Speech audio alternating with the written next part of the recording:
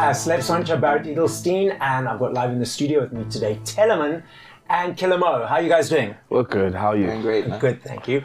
So tell us, Tellaman, where does your name come from? My friend gave it to me, actually. My first name is Telumusa, so my friends used to call me Tella, and then it went from Tella to T-Man to Tellaman. I guess Tellaman kind of stuck, so I decided to run with it, Why change it? Exactly. And you, sir? Similar story. My first name is Motobi. Everyone calls me Mo. And I DJed at one of our Valentine's balls in primary school. And one of my friends was like, Mo, you killed it. And I was like, oh, Killa Mo. At primary school or high school? Primary school. Oh, wow. I was in grade 7. Wow, okay. So, Tellaman, tell us, at what age did you think, cool, I want to be in this music world, the entertainment world, and how did that journey progress to where we are today? Well, I kind of stumbled upon this whole music thing. I think at the age of 15, I used to hang out with my friends who were way older than me. They were into music, producing, recording themselves. I used to just hang around with them and just vibe out, And then this one day, one of my friends had a session with a client and they were working on a beat and they couldn't get the bass line right. So I kind of helped. And then that's when my interest started, And then I started making beats around that age. But I started taking it seriously around the age of like 18, 19, somewhere there. Yeah. And how did that carry on from there? Well, I think I started releasing music when I was about like 20, somewhere there. I don't know. I could be wrong, but I started like releasing music online, did covers here and there, and then released original music. And then a friend of mine from Amsterdam, Pascal Moray, reached out via Facebook, wanted to remix one of my songs and then release it under his label. And then that's when I started like getting, gigs here and there within the industry. Yeah. And your journey? My journey started, like I said, in primary school. My mom used to be a part of the cultural department at my primary school. So I was always forced to sit through like choir, rock challenge and all these cultural events, but I wasn't really participating, but I liked music. So they then started asking me to make dance mixtapes for the rock challenge crew because they used to dance and stuff. And I started making those mixtapes and then they got good. Everyone, then the whole school started asking me to make them like dance mixtapes so they could dance. And that's when the DJing started and sort of the interest started. And then fast forward to high school, we started hosting house parties because we couldn't get gigs. We're young kids. No one was trying to book under 18 kids to come DJ. So we started hosting our own parties. And from that, it built up to then the clubs when obviously left high school and varsity, started DJing in clubs, started getting residencies in clubs around Joburg, outside of Joburg. And today we're here. So do you guys always collaborate together? A sizable amount of the time, okay. I think. Well, Mo is my DJ. Okay. So we met, I think, was it 2017? Yeah. Yeah. So I needed a DJ because I started like getting gigs to perform. I didn't have a DJ at the time, and then that's when Mo came into the picture, and then we just became friends. We started working together. Yeah, man, it's been a journey. And then when you create your original tracks, are you part of that process or? Sometimes, okay. Yeah. Okay, so let's dive into your creative brain from 0 to 3 to 4 minutes when you're creating something new and original. Is it easy every time? What motivates it? What invigorates it? Let's dive into your creative brain. Well, I think it differs from time to time. Sometimes it's easy, sometimes it's hard, But it's always a good process because you learn something new as you create, Usually my creative process start with the music first. So I would make the beat and then from there I would start like mumbling words or like melodies and stuff like that. And then those turn into words and then I find the concepts and then it keeps building from there. And you mentioned that sometimes you, Killa Mo, you collaborate with Tellaman. Do you ever collaborate when you're creating by yourself with other people, or is it, besides Killa Mo's sole creativity? Most of the time, the ideas start when I'm alone, unless I'm in the studio and everybody's there, and they can chip in. You know what I'm saying? But usually I'm in my own space, like in my room most of the time, my headphones on, and just like start ideas, and then I would share them with my friends once I get to a certain point. You know? Yeah. And DJing. Obviously, you DJ to smaller crowds, bigger crowds. Obviously, you put the same amount of energy into that set. Definitely. How much preparation do you do for a set? Obviously, it's versatile, or depending on who the crowd is. The crowd is, yeah. So how much preparation time do you put in?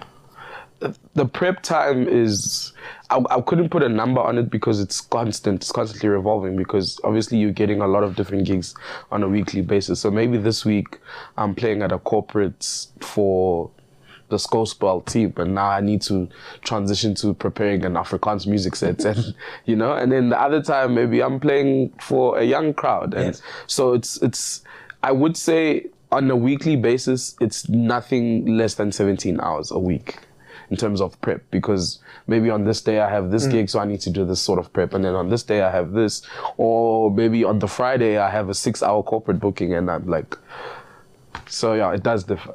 So you don't always, so when you perform, you obviously do your DJ sets, you do your performances, you don't always perform together.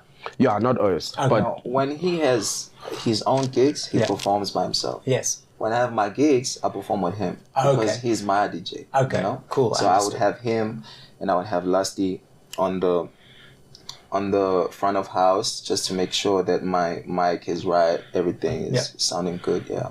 I make him look cool. That's what he meant to say.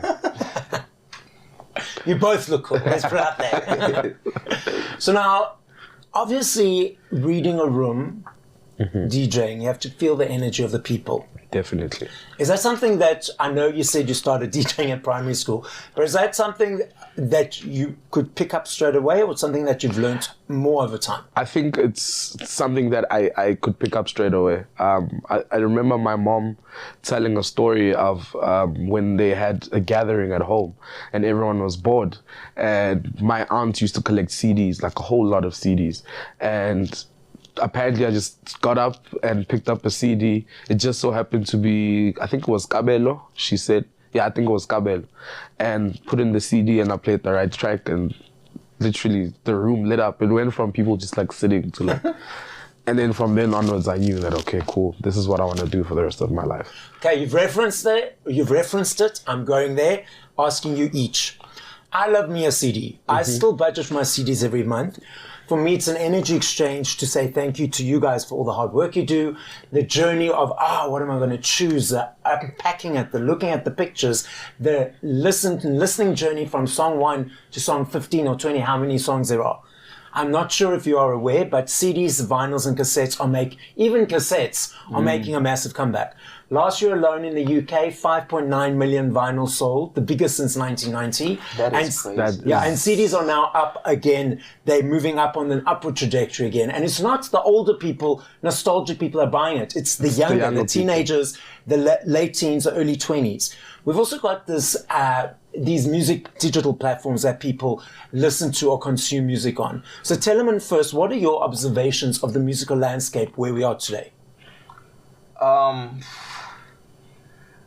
I feel good about it, but at the same time, I don't feel so good about it, you know? Because I feel like the music is so accessible to a point where, to some people, it's like, I can wake up and do a song and put it out there. And to a consumer, it's like, I can just go on this site and find a song, you know? There isn't that, you know, I need to wait for this. This is coming, you know. I need to save up for it, you know. It doesn't mean as much as it used to before, you know. But I guess it's just how things are now, you know. We have to move and evolve and stuff like that. So I don't know, man. I'm too minded about it. Okay. Yeah. And you?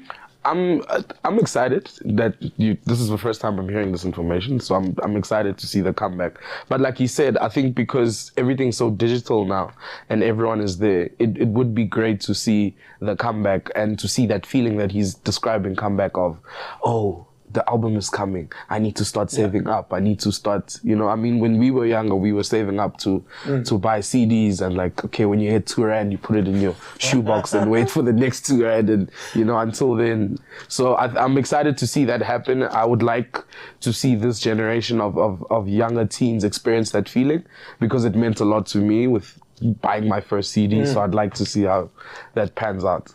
And I actually saw an article, it was about 2-3 weeks ago, whereby they were stated, interestingly enough, in the UK, there's certain products that they use for interest rates to gauge the interest rates. Vinyls are in it, and they said within this year, CDs are going to be back in that because they're gaining so much popularity again.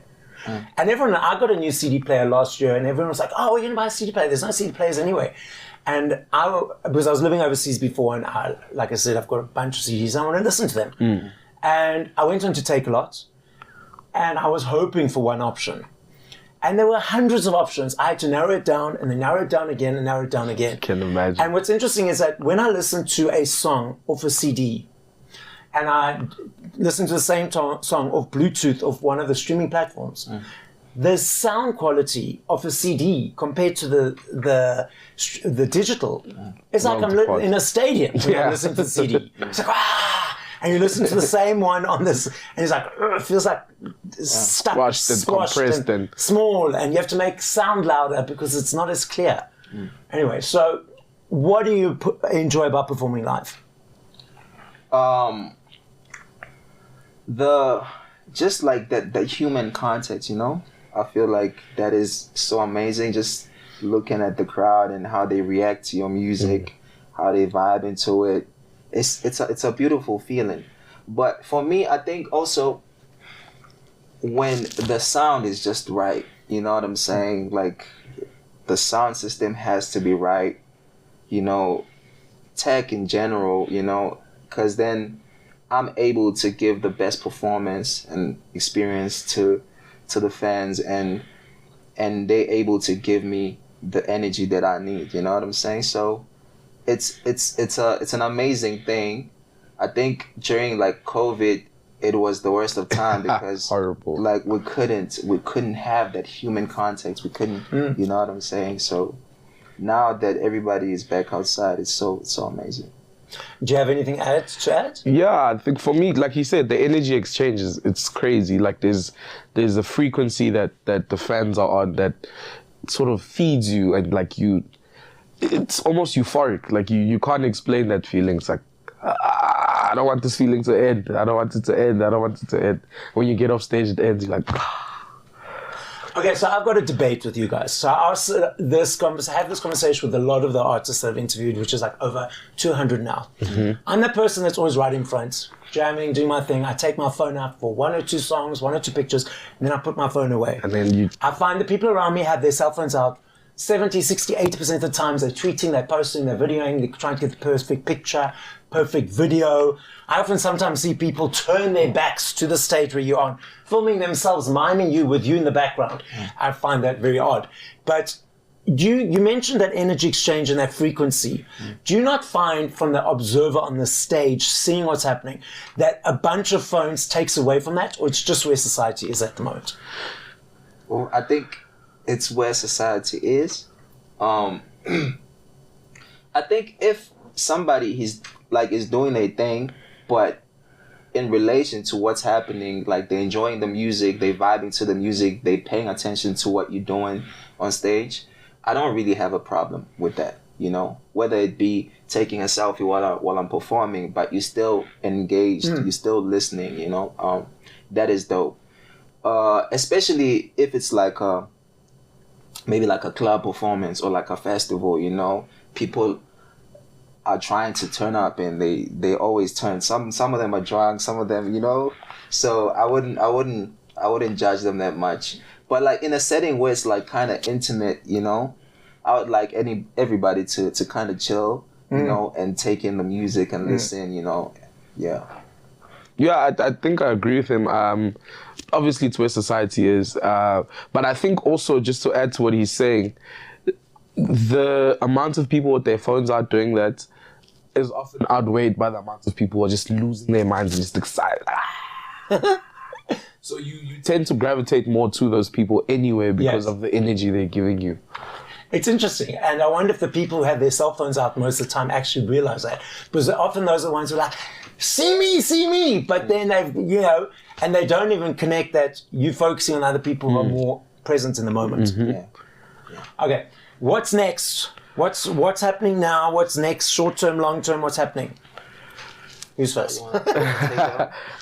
Short term, obviously, we just dropped our new single, Sanolami. Exactly. It's doing very well. I keep getting notifications on my phone of different playlists and different this and different. So, yeah, I'm sitting right now, I'm like very calm, but inside I want to like... I'm like this all the time. Exactly. Which you can tell. Exactly. Definitely we're going to be working and releasing on more music. Planning a music video. It's giving me...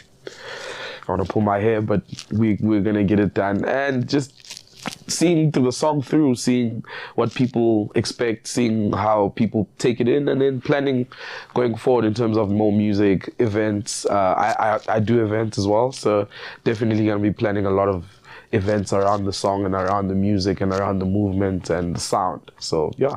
Why is it the videos allowing you to pull your hair out? There's just so many logistics. Like what I'm trying to accomplish is like, because I want to recreate, we sampled a legendary song by Zola, who's the South African Kwaito legend. And I wanted to recreate certain parts of the music video. But the thing about old music videos is that like some of those places where the video was shot don't exist anymore. And like all of that stuff. So like now trying to find like a replacement of that would sort of represent that. How are we going to do it? But we'll get it done. I know we'll get it done. I believe in you. Yes. Yeah, I think it's just to support the single that he just dropped featuring myself, and see like where we can take it. But right now I'm also like working on my EP that is dropping pretty soon. So that is just one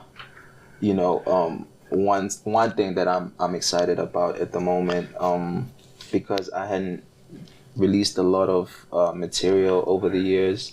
So, and also just it's a shift, it's a shift musically, like topic wise and stuff that I'm kind of into right now. So I'm really excited to see like my fans, how they're gonna take that and how we're gonna move forward. Obviously, after dropping this EP, I'm planning of going outside of South Africa, obviously, and try to tap in with other musicians from around the world and see how I can contribute as a musician, Yeah. So you mentioned there's a shift of topic. So what was the previous topic? What's the current topic? And what was the thing that made you think, cool, I want to create the shift? I think earlier on, it was...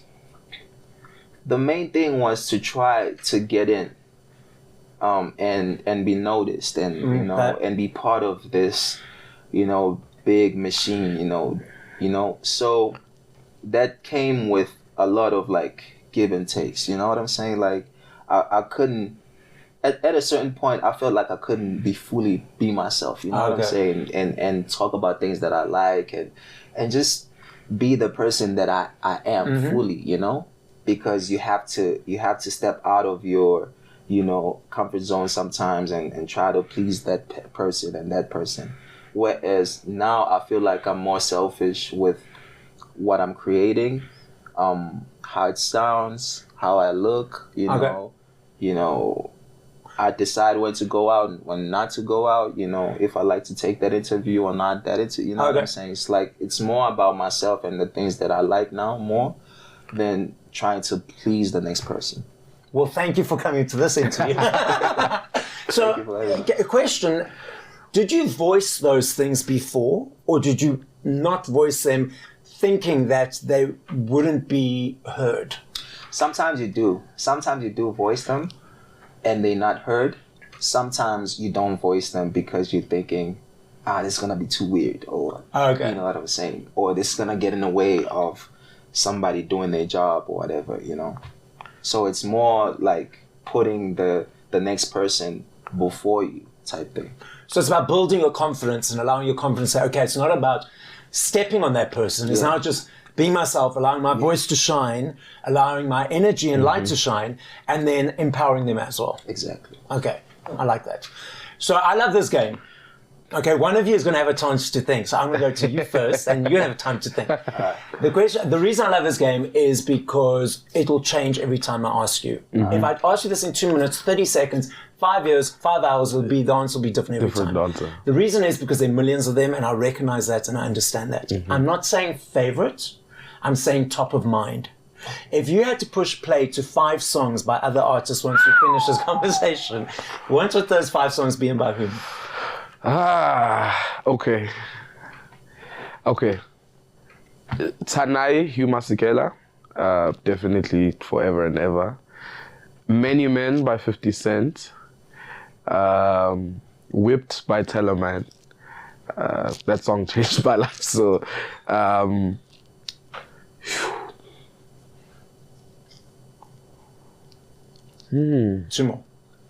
Two more. This is normally when it starts getting difficult. Okay, one of the songs is not released yet. Okay. But there's a song called Umfonele by Lasty. Definitely there. And the last song,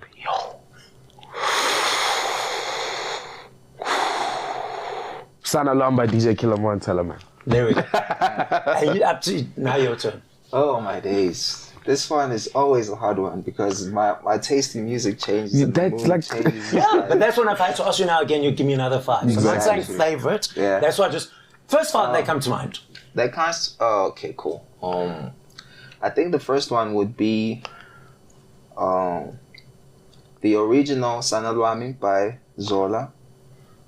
It would be Music in the Air by Mam Letambul. It would be It's not fair. any song by Cabello, actually. That would be crazy. Some Mikasa. Wait. Wait. Which Mikasa song? You can't say some Mikasa. Wait, hold on. You can't say some Mikasa. I think I know what song you're thinking of, but I think it would be the first song they came out with. I think it would be These Streets, because it's just like, you know, Over Heavenly Sent? Heavenly Sent is like, it's better than La Vida? Chocolat? It's definitely better than These Streets, but like These Streets is where the whole thing started, Yeah. you know. I think the last one would be How Many Times by Anesthesia. Ooh, this guy's unfair. Those guys are fair. This guy's very unfair. I love this game. So, starting with you first. So, as a final message to the listening audience, what would you like to say? Stay happy, stay blessed. Don't really think about what they say, do you? At the end of the day, it's just you and you. When you're looking in the mirror, when you're in your bed in the middle of the night, it's just you and you. So do what makes you happy all the time. Yeah, I think it's the similar message, man. Just be yourself. Try to be the best version of yourself each and every day. Try to improve, try to grow. And try to spread love as much as you can, man, to the people around you, to the rest of the world. I think we all need that, man. So guys, as Tellaman and Killa Mo say, love yourself, spread love, you do you, you've only got you, so do you. This is Celeb Savant, signing out. Another production from Solid Gold Podcasts.